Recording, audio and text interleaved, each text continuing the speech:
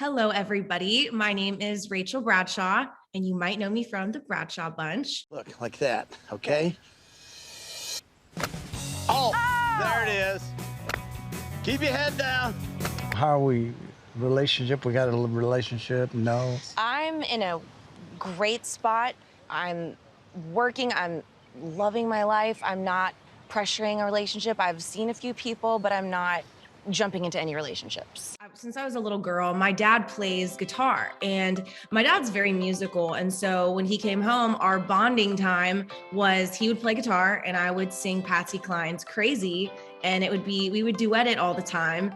And so then I got a little older and my parents were like, do you want to, pursue this? Because I was in sports and stuff. And I said, yeah, I would love to. And in Texas, we've got what are called Opries. And so they're everywhere. And it's a really cool opportunity for, when you're starting out to be on stage and, kind of live that music venue life at, as early as an age as possible. And you do have to audition and all of that. So I started to do that Opry circuit and just loved it. And then at 18, I was like, I'm going to go to Nashville. And my parents, obviously, they're like, well, you're going to college. So that's kind of how it started. Just we were very musical as a family. If I needed you, would you come to me? Would you come to me for to ease my pain? If you needed me, I would come to you. I would swim the sea for to ease your pain. Yeah, I took a break from songwriting and music for a while. I was doing the whole, you have to get a record deal, you have to play for radio, you have to write for radio, that whole, that whole machine of you have to look a certain way, you have to win a certain contest. And it's like, I was so tired of that. And, I did have record deals and I had some success songwriting. I had a #1 and all, but I just I wasn't in love with it anymore. And I was really burnt out. So when I moved back to Texas, it took me a few years to even be musical ever again. And coronavirus hit and I was very single. I know a lot of people kind of have this same story, but seriously, I was really lonely and going through a lot emotionally. And so I play piano. So I started playing one day and I just started writing these songs by myself. I had never written alone before. And I was like, these are kind of good. I'm going to send them off to my friend and producer, Leland, who's my age, super cool dude. And he was like, Rachel, you got to record this stuff. And so I did. And I honestly, it was just a fun project for me, but everybody was such a big cheerleader of it. They're like, no, this is really good. You have to take it seriously and release it. And so that's how it kind of came about being released. And then when I released it, it was like going up the charts. And I'm like, oh my God, I don't have any money behind this. Besides paying for the record, I didn't have a team behind me. I didn't have a record deal.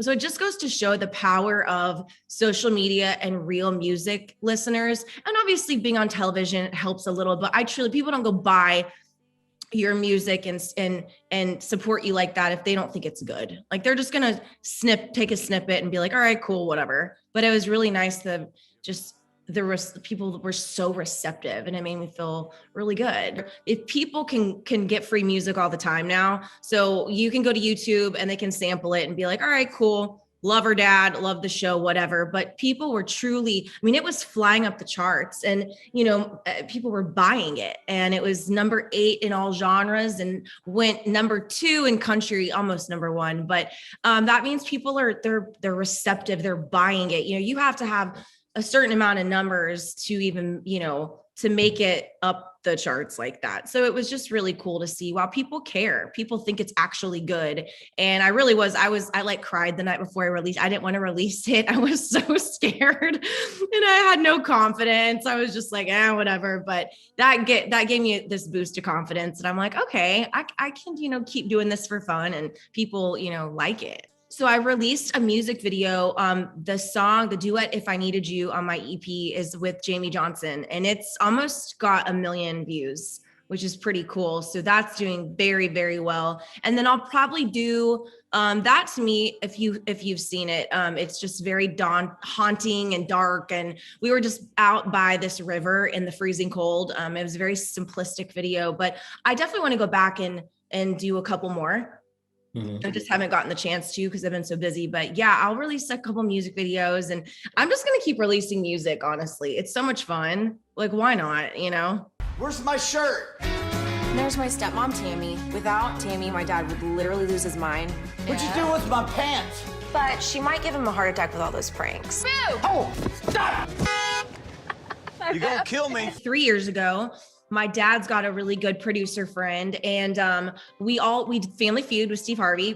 We've done it twice now, but it was a Celebrity Family Feud, and we had a big dinner party after, just having fun and celebrating. And so he stands up in the middle of the room with my dad, and he's like, I have a proposal for the family. I have an idea for a TV show, and it only belongs on one network. It belongs on E. And I just believe in this idea. And please, if you guys want, I would like to pitch the idea. And we're all like, okay, sure, like whatever. I mean, literally like, please, E and us, like no one had any confidence that this would even land. And so we get a call a month later, and it's Jason Ehrlich, the producer. And he said, E loves the idea. They want to film a pilot. They're going to pay for the pilot. And so we did the pilot. And then like a month later goes by, and they go, we got the show.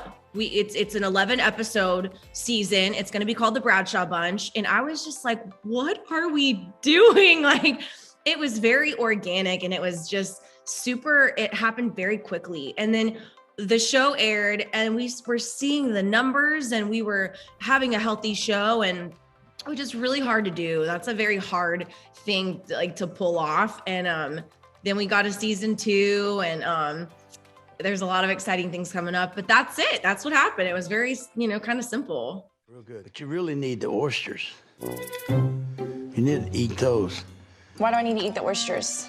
It's been a known fact that oysters stimulate your reproductive.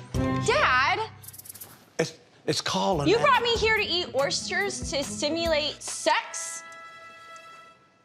Dad! Here, me hand one. It's good luck for me to hand you.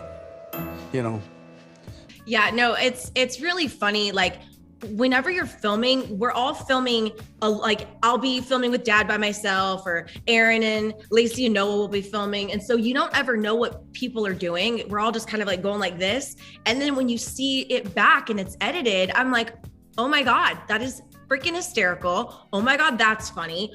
I can't believe I looked and said that. Oh, this. I mean, you start seeing it all roll back. But yeah, it's funny to see like what people are picking up from the show and what they love.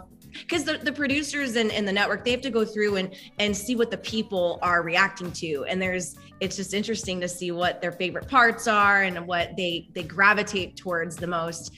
And I think that we've been in such a weird, effed up, just such a weird, 2 years almost. And people don't want to see fighting and meanness and jealousy, and people don't care that you have a private jet. I mean, there's so many shows that, like, even I turn them on now and I'm like, God, I don't even feel good about myself after watching that.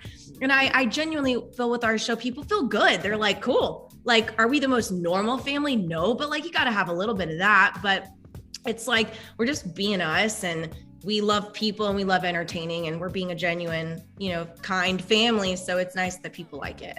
Season 2 is it's 17 episodes. We filmed a lot. You see, it breaks every storyline down way more. Season 1 was great, but it was very like, we all did everything together. Season 2 is totally different. It's still the same fun, but you get to see, like, I go to Nashville and I record music, and then Lacey does speeches and she talks about mental health, and then Aaron's pregnant, Aaron's having a baby, my dad, there's so many different moving parts. You get to really know all of us, which makes it more fun, because it's like, we're not just a whole unit going around together. You see different dynamics. Like, you'll see me and the kids, and then you'll see me and Lacey a lot. You'll see Lacey and Dad, or then you'll see a lot of, Aaron and Scott. So it's just a very, you get to know us way better. Everything is kind of infiltrated through my Instagram. I've got a Linktree account. It goes right to all the things that I've been, on my projects. And then you can find the whole family through my Instagram as well. But that's kind of my main hub. Hi, my name is Rachel Bradshaw, and you've just been buzzed.